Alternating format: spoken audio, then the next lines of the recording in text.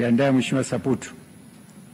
Mheshimiwa Naibu Spika, ninashukuru sana kupata nafasi hii ya kuwa mchangiaji wa kwanza kwa bahati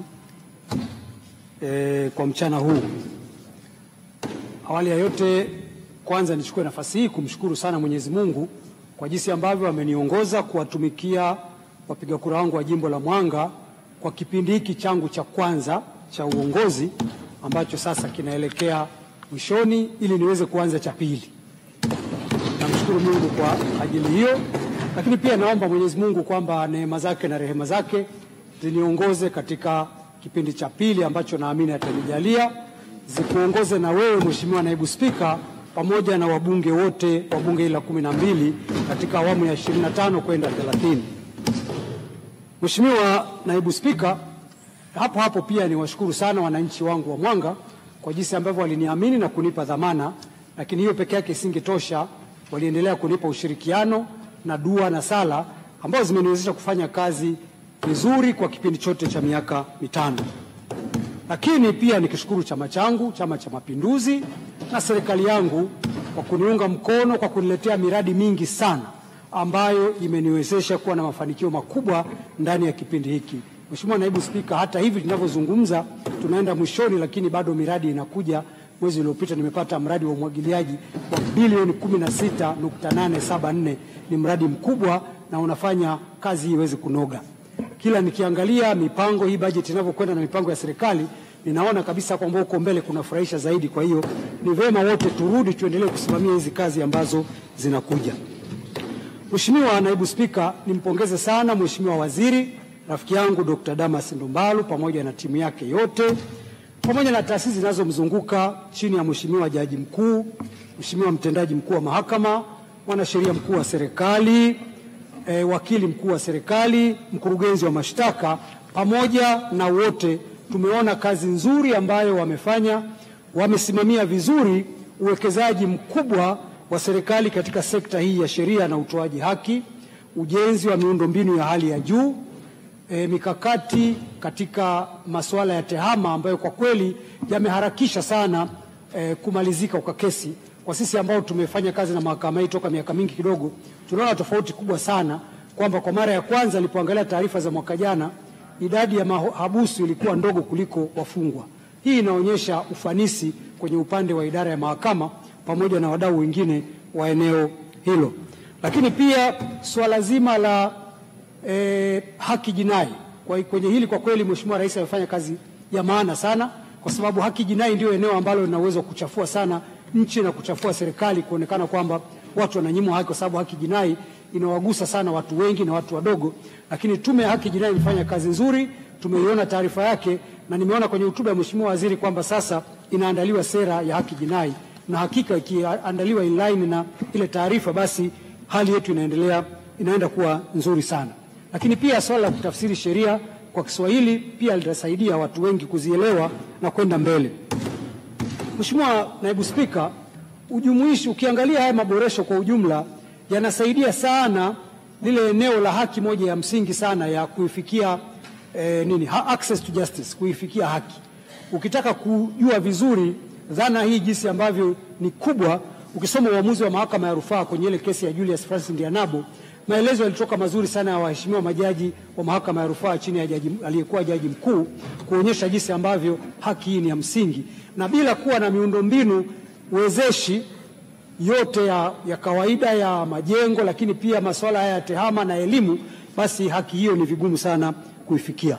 Na pia ukiangalia maboresho haya yamegusa zaidi kwenye upande wa, sasa kidogo vocabulary ya Kiswahili inanisumbua, public law. Public law ni ile sheria ambayo inahusiana na mahusiano ya serikali na mtu. Ni kwa vipi mamlaka ya serikali na matendo yake yasinyime mtu haki. Serikali imewekeza sana kwenye upande huu, katika maana kwamba inajaribu kujidhibiti kwamba matendo yake yasiwanyime watu haki. Hili ni jambo la maana sana katika kusimamia utawala wa sheria. Hata kwenye private law mambo ya mikataba yamefanyika, lakini naona kwenye upande wa public law ambao hasa ndio unawagusa haki za msingi za watu, kazi kubwa sana imefanyika. Mheshimiwa Naibu Spika, pamezungumziwa sana suala la ujenzi na kufunguliwa kwa jengo la kisasa sana la mahakama.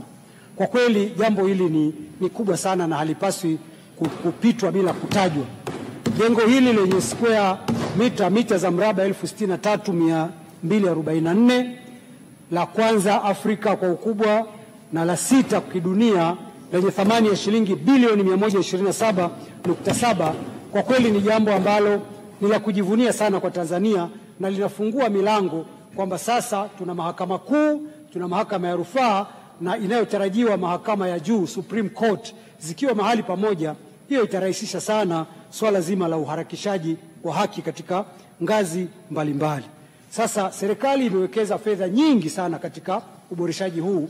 Kazi inabaki sasa kwa watendaji sasa kuhakikisha kwamba ukubwa huu wa namba 1 wa Afrika usibakie kuwa wajengo na miundombinu, ila uwe pia na huduma ambayo itatolewa pale, kwamba tuwe namba 1 Afrika, tuwe namba 6 kidunia, uwe na thamani kubwa kama thamani ile ambayo imewekezwa pale. Hiyo ni changamoto kubwa, lakini ni changamoto nzuri, kwa sababu tukiifikia hapo pia hiyo itakuwa inachochea pia maeneo mengine ya uchumi na maisha kwa ujumla ya wananchi wetu. Mahakama inadili na bidhaa isiyoonekana, hakuna kuuza na kununua pale, lakini bila ile bidhaa ya mahakama kufanyika vizuri au bidhaa ya sheria na haki, hata hao wanaouza na kununua hawataweza kufanya vizuri. Kwa hiyo hela yote ambayo imeingia pale kwa kweli inastahili, is worth it, lakini sasa tuitendee kazi ili isiwe hasara. Sasa yako mambo ambayo yanapaswa kuendana na uwekezaji huu mkubwa. Kwa mfano, hatutaona faida kubwa sana ya mahakama ile katika ngazi ya juu kuwa ya thamani ile kama mahakama za mwanzo hazitafanya kazi vizuri, kama mahakama za wilaya hazitafanya kazi vizuri.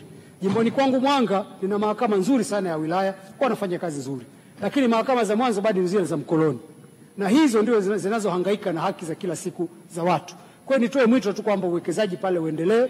Tarafa inayoitwa Jipendea kwenye jimbo langu la Mwanga, iko mahakama ya mwanzo ya kisasa ambayo inatarajiwa kujengwa kata ya Kwakoa. Ninaomba sana kwamba tujitahidi sasa, tunakuelekea bajeti ya mwaka huu, ile mahakama sasa ijengwe ili huduma iende moja kwa moja kwa wananchi. Lakini liko swala lingine ambalo nalisema leo bungeni, nafikiri kwa mara ya 3 toka nimeingia bungeni, mabaraza ya ardhi kuwa chini ya Wizara ya Ardhi. Hili ni tatizo kwa sababu kesi nyingi ni za ardhi. Sasa baraza la ardhi liko chini ya Wizara ya Ardhi, wakati migogoro mingi wananchi wanalalamikia hiyo Wizara ya Ardhi na watendaji wake. Hati yangu imefanywa hivi, double allocation na kadhalika. Sasa pale ambapo waamuzi wako chini ya Wizara ya Ardhi, ni waajiriwa wa Wizara ya Ardhi, kunakuwa na tatizo. Kwa hiyo hilo mimi nitoe mwito kwamba tulitazame, aidha turudishe chini ya muhimili wa mahakama, kwa sababu hata ikiwa chini ya Wizara ya Ardhi bado rufaa na nafuu zingine zinarudi tena chini ya mahakama. Sasa jaji mkuu analazimika kudili na watu ambao hawako chini yake. Hii mimi nadhani ni tatizo ambalo ni vizuri likashughulikiwa. Kwa hiyo aidha zirudi chini ya mahakama, au basi sheria irekebishwe, mtu awe na hiari ya kwenda baraza la ardhi au kwenda mahakama ya kawaida kama ilivyo katika kuanzia ngazi ya High Court kwenda juu. Mheshimiwa Naibu Spika, swala lingine ambalo tunapaswa kulifanya ili tuweze kufurahia uwekezaji huu mkubwa ni kwa kadri itakavyowezekana turekebishe sheria zetu za mwenendo, procedural laws. Na hili wananchi wengi hawatuelewi sisi wanasheria, na hata frustration zinazotokea kwamba mbona kesi zinachelewa, wakati mwingine ni kwa sababu ya sheria zetu za mwenendo kidogo kutokuwa rafiki sana. Mimi sio muumini wa kusema kwamba sijui makosa fulani tunyime dhamana, kubaka au kufanya nini. Hapana. Mimi ni muumini wa kusema kwamba haki itendeke kwa haraka, hizo kesi sikilizwe haraka. Hakuna sababu ya kesi ya kubaka ya kawaida hizi za watu wazima procedure yake iwe sawasawa na hii statutory rape ya watoto wadogo, kwa sababu ile ya watoto wadogo, cha kwanza ni tendo limefanyika, taarifa ya daktari. Cha pili ni aliyefanya ni nani, DNA. Cha tatu umri wa mtoto, cheti cha kuzaliwa, habari imeisha. Kwa hiyo hakuna vita kubwa kama ile ya kusema je, alikubali, alifikaje hapo, aliingiaje kwa watu usiku na kadhalika. Lakini nayasema hayo bila kusahau juhudi ambazo zimefanyika.